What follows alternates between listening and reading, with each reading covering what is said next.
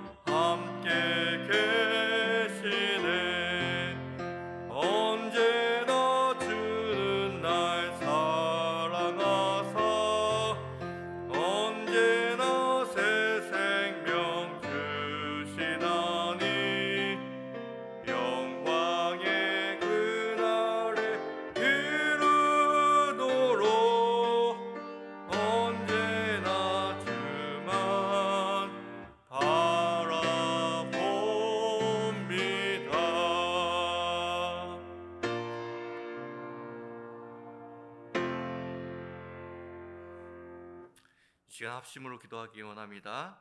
첫 번째로 기도하실 때는 오늘도 하나님께서 주신 생명의 하루, 또 생기 있는 인생을 살아갈 수 있도록 우리 함께 기도하기 원합니다. 두 번째로 기도하실 때는 어제 위임 목사님께서 부친상을 당하셨습니다. 위 목사님의 가정에 하나님의 위로와 천국의 소망이 있도록 함께 기도했으면 좋겠습니다. 함께 기도하겠습니다.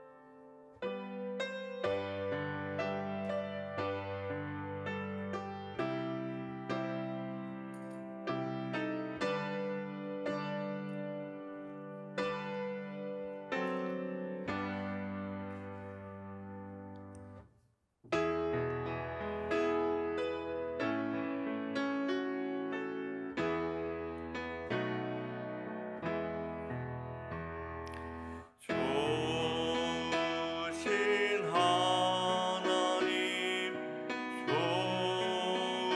좋으신 하나님, 참 좋으신 나의 하나님.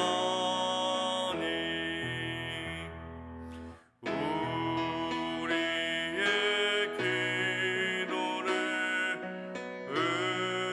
응답해 주시는 참 좋으신 나의 하나님.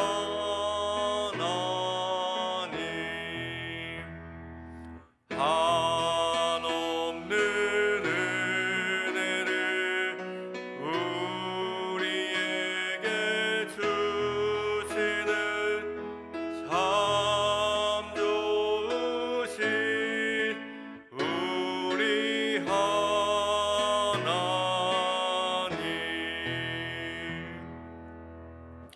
오늘 이 새벽에 주시는 하나님의 말씀은 마태복음 21장 27절부터 32절까지의 말씀입니다.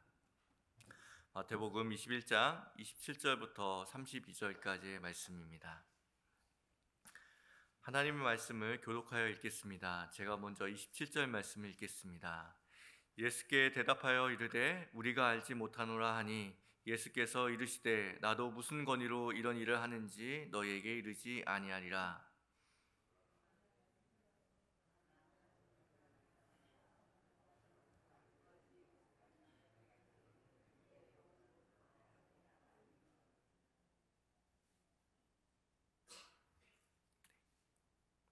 대답하여 이르되 아버지 가겠나이다 하더니 가지 아니하고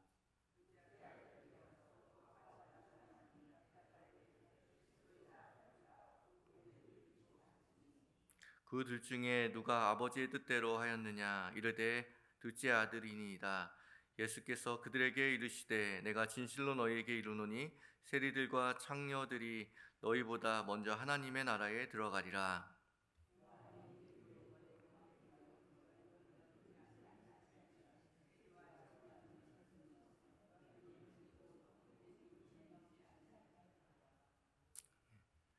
네, 작은 모니터로 나오는 좀 이렇게 자막들이 좀 용이치 아니하니 이 앞에 있는 자막들을 좀 봐주시면 감사하겠습니다.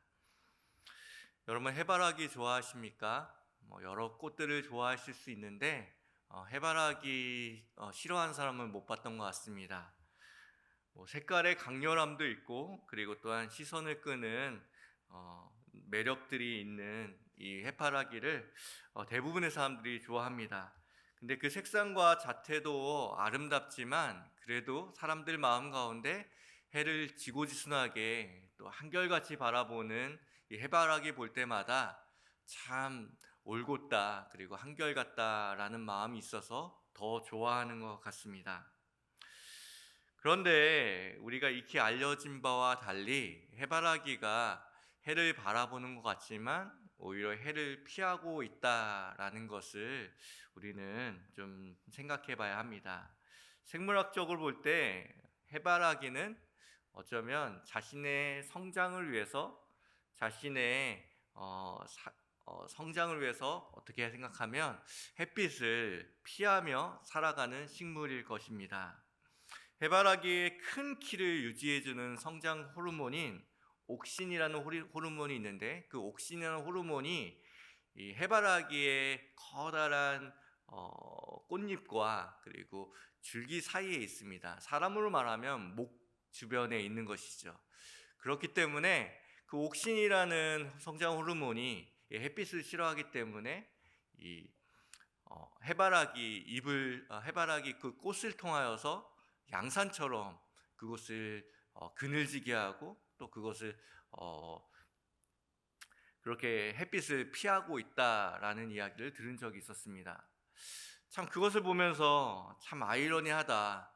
햇빛을 바라보고 태양을 바라보는 이 해바라기 같은 이 아름다운 꽃이 오히려 그 햇빛을 피하기 위해서 자신의 커다란 꽃잎과 그리고 그것을 사용하는 것을 보면서 참 예사롭지 않다라는 생각들을 하게 된 경우가 있습니다.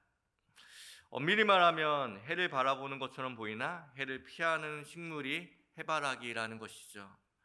신앙인들끼리 자주 하는 말 중에 우리가 주님을 바라봅시다 라고 말하면서 우리는 주바라기처럼 살아가야 합니다 라고 이야기하죠. 해바라기를 우리의 신앙에 빗대어서 주님을 바라본다 라는 말로 주바라기라는 단어를 우리가 쓸 때가 있습니다.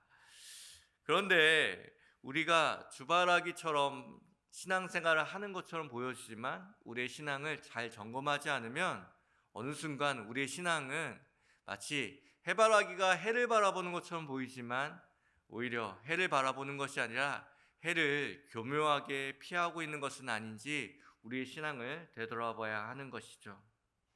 오늘 말씀을 보면 오늘 말씀에는 상상하지 못할 정도로 경건을 중요하게 여기고 또한 엄격한 기준을 통하여서 자신의 삶과 그리고 유대 백성들의 삶의 기준을 세워줬던 이 종교인들, 바리새인들을 바라볼 수 있습니다. 이 바리새인들은 오늘 제가 말씀드린 것처럼 해바라기처럼 겉과 속이 다른 사람들이죠. 바로 유대인들, 특별히 예수님 당시의 종교 지도자들이 예수님을 바라보는 것 같으나 예수님을 바라보는 것이 아니라 오히려 그 햇빛을 피하는 것처럼 하나님을 피하여서 가식된 신앙생활을 했던 사람이 아닌가 다시 한번 생각해 보게 됩니다. 오늘 본문은 예수님께서 성전에 올라가셨을 때 유대인들과 나눴던 이야기를 다루고 있습니다.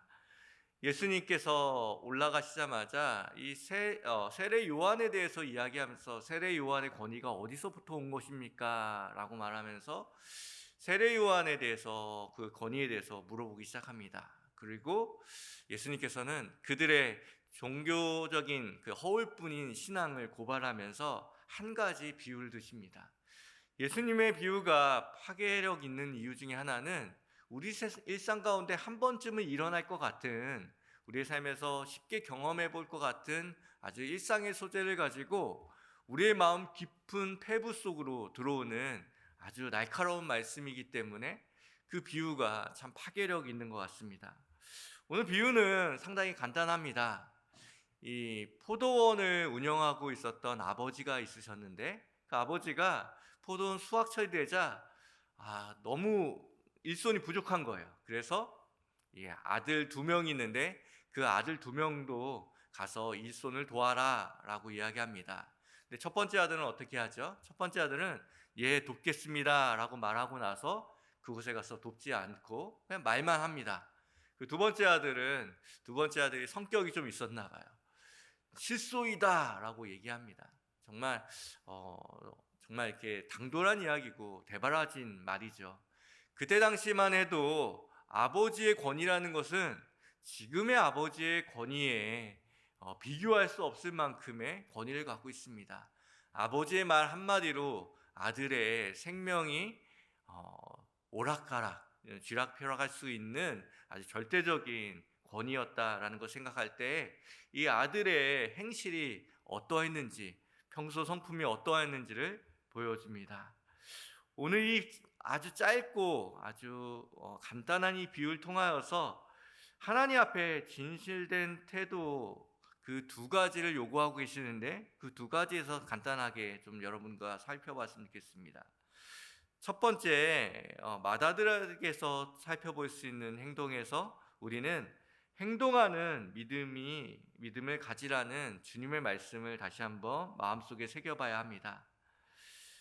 우리는 말하는 그리스도인입니까? 아니면 행동하는 그리스도인입니까? 라는 질문 앞에서 사실 부끄럽기 짝이 없는 인생을 살아가고 있습니다. 세상에서 가장 먼 거리가 머리에서 가슴까지라고 이야기하죠. 하지만 더 먼 거리는 사실 가슴에서 우리 손과 발, 우리 몸으로 가는 거리가 훨씬 더 멀다라고 볼 수 있습니다. 아무리 감동했어도 그리고 절실히 그 필요를 느껴도 행동으로 옮기는 것은 어렵습니다. 민하우젠 증후군이라는 병리적인 심리 현상이 있습니다. 허언증이라고 많이 하는데요. 이 허언증을 하는 사람들과 대화를 나누다 보면 이 허언증한 사람이 진짜 그렇게 믿고 이야기하는 것보다 라고 생각할 때가 있습니다.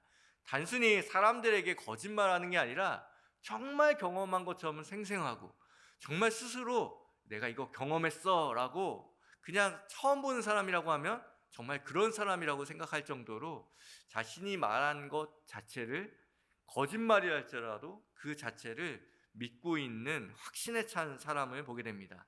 그런 사람을 보고 허언증에 차 있다라고 하죠. 이 민하우젠 백작이라는 사람이 세상 많은 곳을 여행했다라고 모험했다라고 하게 하면서 여러 가지 사교계 모임에서 진짜 그렇다라고 정말 확신에 차서 말하는 그 말만 자신이 경험하지 않았는데 그 말만 했던 사람의 그 모습을 보고 민하우젠 증후군 허언증이라고 이야기합니다. 어쩌면 우리가 신앙생활을 하면서 허언증같이 신앙생활을 하지 않는지를 다시 한번 돌아보게 됩니다. 말은 하지만 또 신앙적인 바른 말은 많이 하지만 우리에게 정말 하나님 앞에 순종하겠다라고 이야기하고 하나님 말씀 가운데 언제나 긍정적으로 대답하지만 우리의 삶에 그런 삶의 열매가 있는지 다시 한번 생각해 보게 하는 것이죠. 사실 이런 말을 할 때마다 목회자인 제가 더 많이 찔립니다. 목회자로서 많은 이야기를 하고 많은 설교를 하고 또 신앙적인 많은 도전들을 하고 그리고 성도들에게 많은 신앙적인 조언들을 할 때마다 내가 이걸 허언증처럼 하면 안 되는데 라는 무거운 마음과 또한 하나님 앞에 주시는 중한 마음들이 있습니다. 여러분들도 주님의 사람으로 살아갈 때 우리가 예배 순간 가운데서 하나님 앞에 나아갈 때마다 그 예배 현장에서는 좋은 말로 또 순종의 말로 바른 말로 하나님 앞에 나아가지만 삶에서 그것이 실천이 없다면 우리의 신앙은 허언증 같은 신앙이 되지 않나 생각해 보게 됩니다.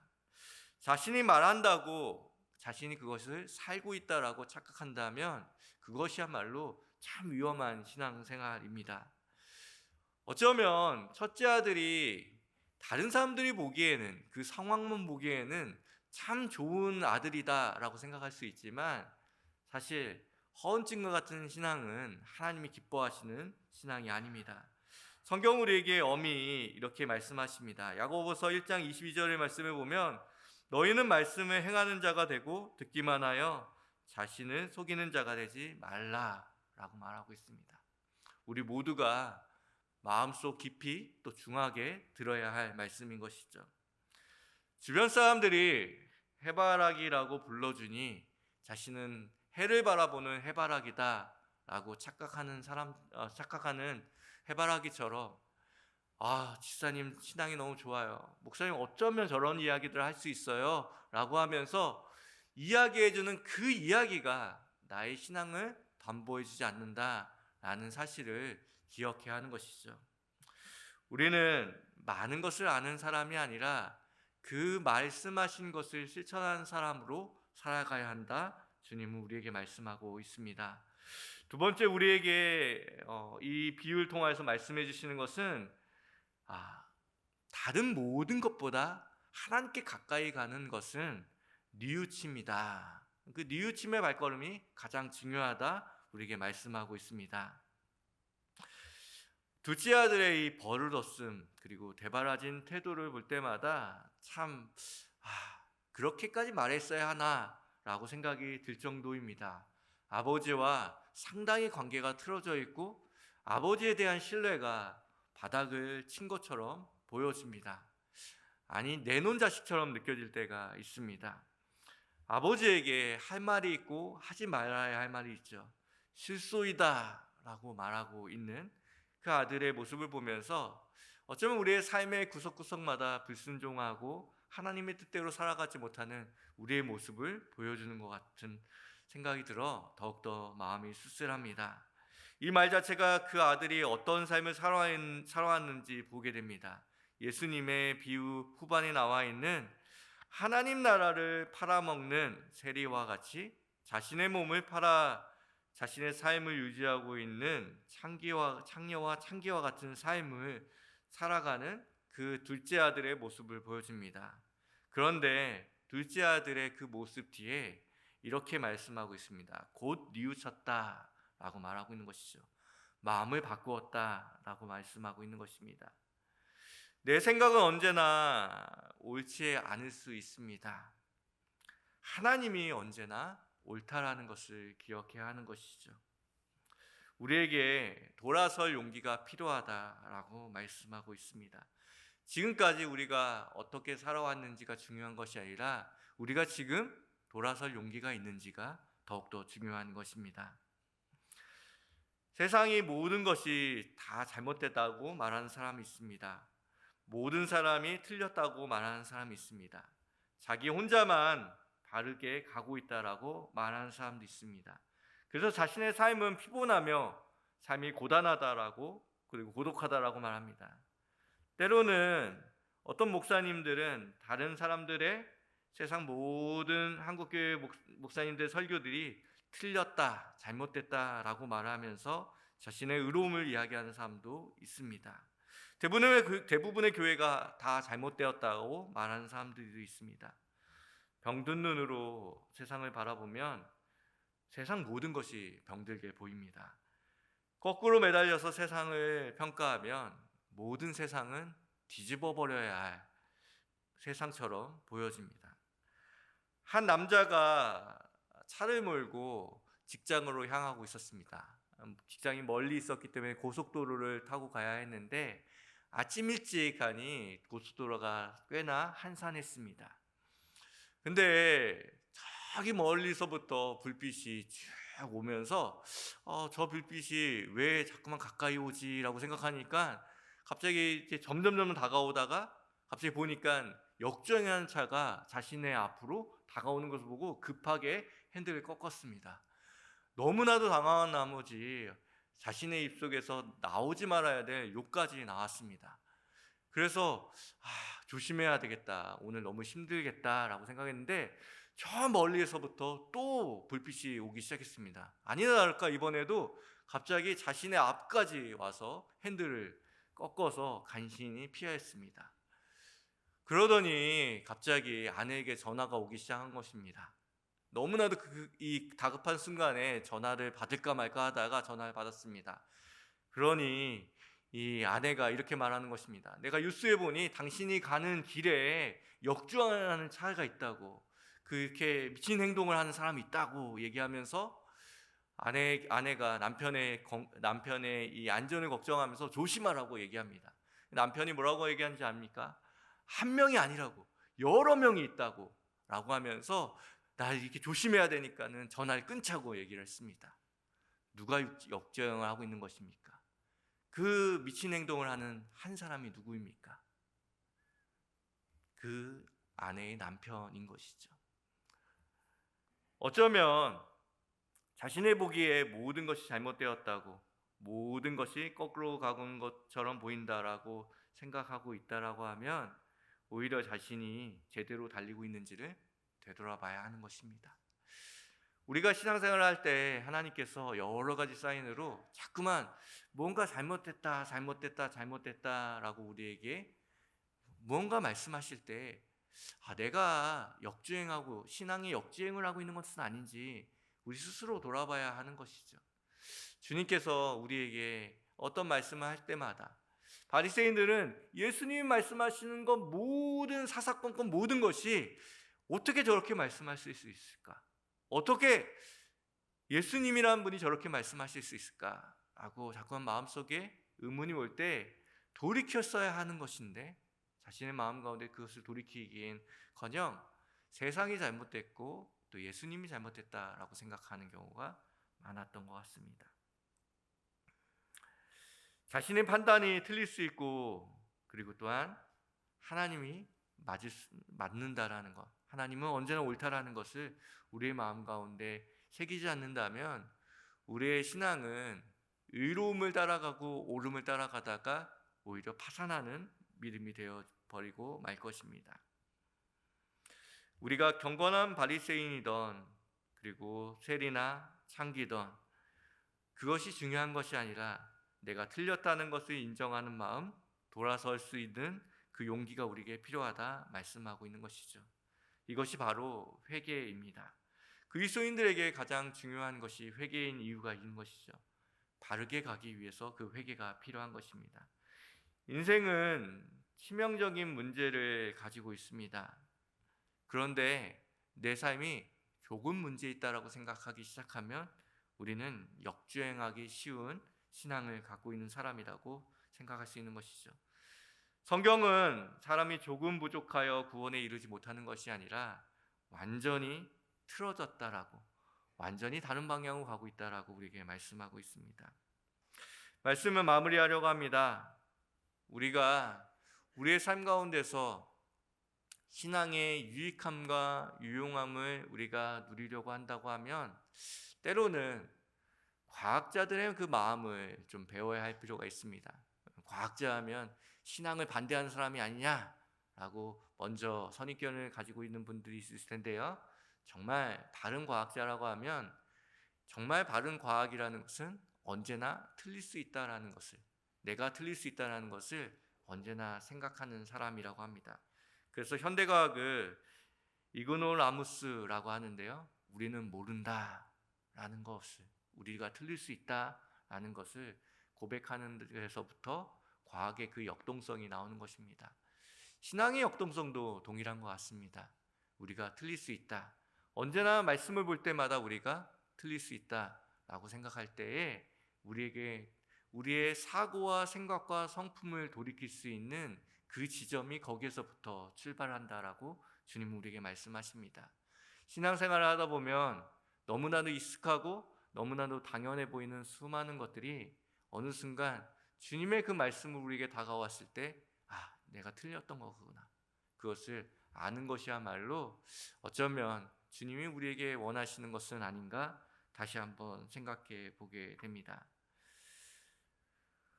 하나님께 가는 가장 빠른 걸음이 있습니다. 그것은 경건의 걸음이 아닙니다. 경건한 모양의 그 걸음이 아닙니다. 언제나 경건의 모양이 더 우리의 삶에 주님께로 가는 빠른 걸음이라고 이야기할 때 주님은 말씀하십니다. 경건을 빙자한 바리새인들의 그 걸음이 빠른 것처럼 보이고 주님께 더 가까운 것처럼 보였지만 세리와 그리고 창기들이 걸었던 회개의 걸음이 하나님께로 가는 가장 빠른 걸음이었다라고 성경은 언제라도 우리에게 증언합니다. 여러분, 하나님께 더욱더 가까이 가고 싶습니까? 두대 아들처럼 우리에게 돌아섬의 기회와 또 회개의 또 은총이 우리에게 있길 원합니다. 오늘도 우리가 틀릴 수 있다라는 것, 내가 30년 동안 40년 동안 이렇게 신앙생활하고 이것이 옳다라고 믿었을지라도 틀릴 수 있다라는 것을 다시 한번 되돌아볼 때 우리는 오늘 하나님 앞에 더 빠른 걸음으로 그 회개의 걸음을 하나님 앞에 나아갈 수 있다는 것을 기억하시면서 오늘도 주님 앞에 뉘우치며 돌아서시는 여러분이 되시기를 주님의 이름으로 간절히 기원드립니다. 기도하겠습니다. 하나님 아버지, 오늘도 우리에게 두 아들의 비유를 통하여서 우리의 삶에 어떠한 태도를 취해야 할지, 또 우리의 삶이 어떤 선택을 해야 할지 또 알려주심에 감사드립니다. 하나님, 오늘도 우리에게 주시는 이 귀한 말씀을 기억하여 오늘도 언제나 뉘우치고 돌아서며 또한 말뿐이 아닌 하나님을 모시는 사람으로 예수 그리스도의 귀한 제자답게 살아가며 또한 행동하는 우리의 삶이 될 수 있도록 인도하여 주옵소서. 지금은 우리 구주 예수 그리스도의 은혜와 하나님의 사랑과 성령님의 교통하심이 오늘도 주님 앞에 뉘우침으로 또 회개함으로 더욱더 하나님 앞에 성큼 다가서는 우리 성도들의 삶과 또 직장과 일터 가운데, 그리고 또한 주님께서 핏값으로 주신 그 우리 귀한 승리교회 가운데 이제로부터 영원까지 함께 하시기를 간절히 축원하옵나이다. 아멘. 기도하시기 전에 잠깐 광고하겠습니다. 어제 위임 목사님 아버님께서 소천하셨습니다. 그래서 오늘 전주로 오늘 오전 10시에 함께 조문을 가려고 합니다.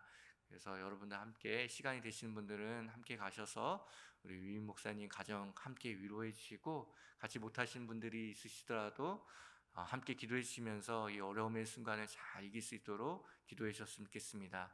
일주일간의 새벽 기도회는 부교육자들께서 맡아 주실 것입니다. 우리 함께 합심하여 기도하기 원합니다. 들은 말씀을 기억하면서 말이 아닌 삶으로 주님 앞에 귀한 열매 맺어드리는 신앙생활 할 수도 기도해 주시고, 또한 하나님께서 언제나 옳다라는 것을 기억하여 내가 그릴 수 있다라는 것, 나의 틀림이 있을 수 있다는 것을 기억하여 주님께 우리의 삶을 맞춰 나가는 귀한 삶이 될 수 있도록 함께 기도하기 원하고, 그리고 마지막으로 가지고 오신 개인의 기도 제목을 놓고 함께 기도하기 원합니다. 함께 기도하겠습니다.